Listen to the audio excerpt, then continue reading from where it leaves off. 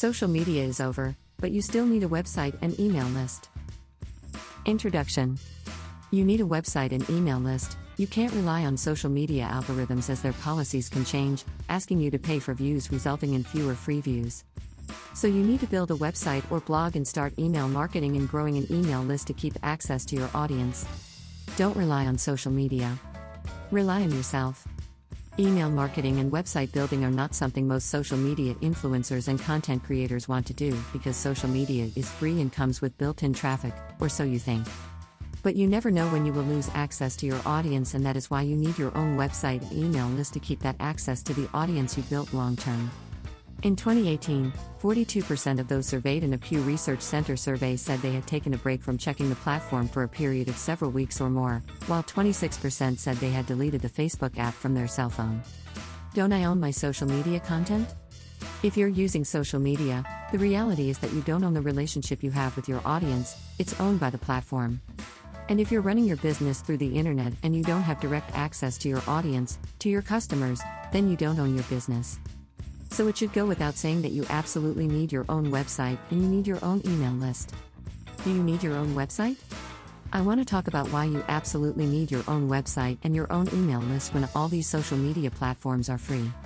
And the bottom line is, the only thing that's convenient about them is the fact that they're free and the traffic is already there, but there are some problems and some caveats that go with that. And if you've been paying attention to anything going on in the world, then you probably understand why. Do you know what one of the key differences between someone who's an employer and an employee? It's who owns the relationship with the customer.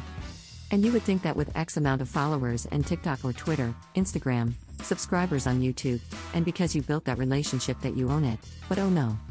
But at the end of the day, if they decide to, for whatever reason, if social media decides to delete your account, suspend your account, or the algorithm changes in some way that's not favorable to you, then guess what? All of that effort and all of the hard work that you put in to build those relationships doesn't really amount to anything because you don't control the access. You have no way to guarantee that you can reach these people that want to hear from you. And while this might sound obvious, most people, especially a lot of people who are millennials or Gen Z, absolutely refuse to build their own website, and they hate the idea of asking people to sign up to their email list and their newsletter. It's something like, it's just like they're allergic to it or something like that, I don't know. But I do understand some of the reluctance here. For one thing, we live in an age where, let's face it, people are going to feel a little bit more spoiled, a little bit more entitled. Paid or free? I know I sound like the old man in the room. Back in my day we paid for everything, I understand.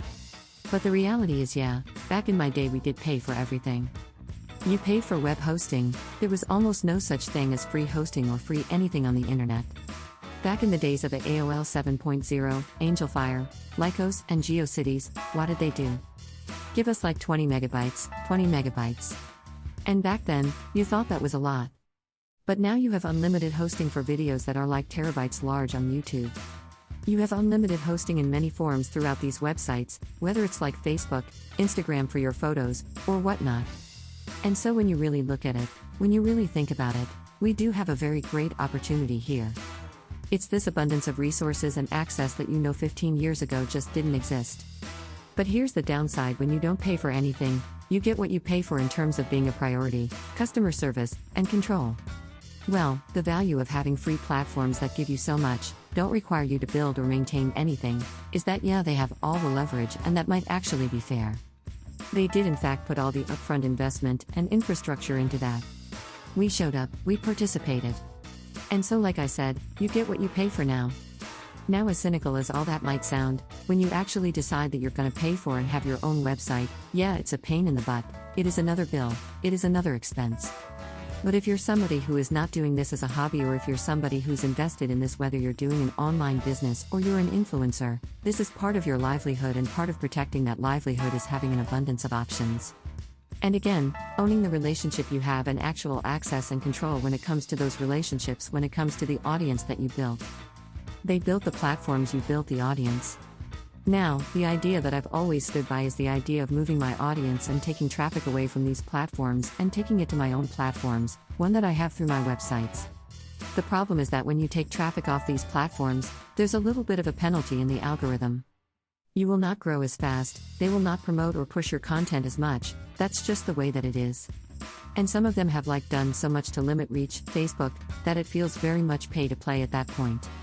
If you're gonna do pay to play, you might as well at least own your own website and your own domain name and be able to control the look, the branding, the feel, and of course the access to your audience. This stuff is not cheap, that's why most people decide that they're just gonna use the free platforms and they're gonna live with the consequences until the consequences actually show up. Then it's a problem. Now, there are a lot of web hosting companies out there, and I think they're reasonable and affordable. You just have to make that decision of whether you want to do this or not. Now, if you're someone who's not a paid influencer, or you're not monetized on YouTube, or you don't have an e-commerce brand where you're making money off of this stuff already, selling things or doing affiliate marketing, then it can feel like, oh god, it's just one more bill, it's one more thing to pay for. But it's reasonable because it does put you in a position to earn money, usually through things like e-commerce and affiliate marketing. If you're going to sell things directly, if you're going to do e-commerce, then Shopify is something that's specialized in that. They're not a sponsor or anything, it's just I'm recommending some things here.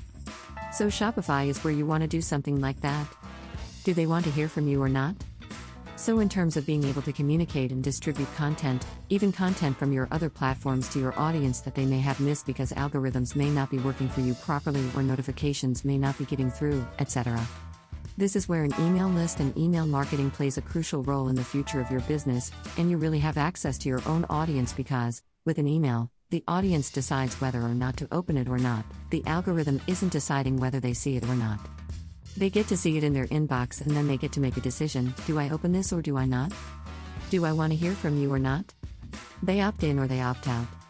But I think you guys are starting to understand the urgency of having your own website and having your own email list and also having something directly to sell because again, a platform can cut you off at their discretion, and I'm okay with that. These are businesses, they're private entities, we agreed to the terms of service, that was the deal. I have no issue with that whatsoever.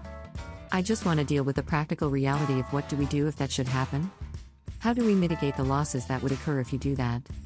Maybe, YouTube's your biggest platform, you have 500,000 subscribers, why don't you have this going on? Why don't you have that going on? Why don't you grow bigger? Why don't you add 1 million? Why don't you get these views? Why don't you get that? I don't do what's in YouTube's best interest, I do what's in my best interest, and that's why I won't always hit the views cause I'll make helpful videos like this that have no hope of entertaining a young audience. And see, it's really that simple to tell your audience another way to stay in touch with you should the worst happen. It's also good to have a website and find a way to regularly promote that by giving your audience something that they would enjoy, that they would want, that they would care about, or just letting them know there exists a way to reach you if the platforms are not cooperating. Now when it comes to email programs, a lot of people will go with the cheapest solution, the freest solution. Some of them upgrade later, but there's hidden fees or cost, or something like that. I've used really almost every email marketing program out there, either for myself or for clients or when I worked in corporate. And what I've come to the conclusion on is there are 2 that I can recommend for sure.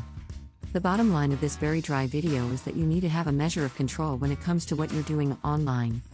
Getting direct access. You need a way to have direct access to your audience and to the relationships that you built.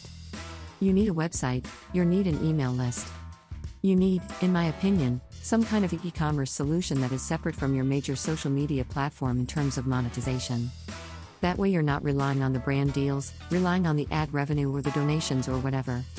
People need to be able to do a transaction with you because you need access to your customers, you need to have some control over your resources, and you need to be able to directly sell. This is what has to happen in order for you to truly have a business that you're in control of instead of somebody else. Question of the day, do you have an online business? Or is social media a hobby for you? Take care.